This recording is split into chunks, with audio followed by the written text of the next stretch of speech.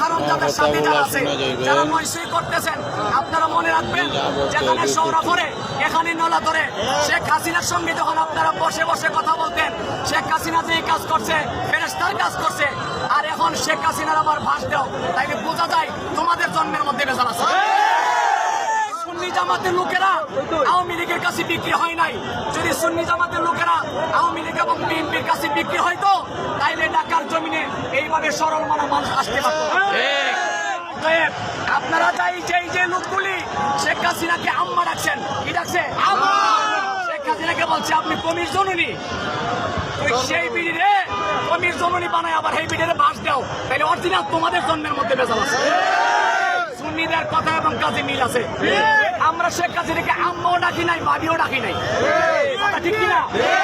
আমরা খালেদা জিয়াকে আম্মাও ডাকি নাই, ভাবিও নাই। আমরা যাকে বিশ্বাস করি, যাকে মানি, যার জন্য জীবন দিতে রাজি, তিনি মদিনার কামলে আছে।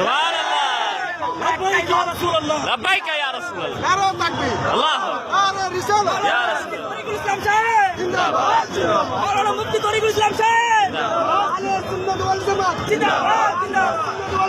জিন্দাবাদ।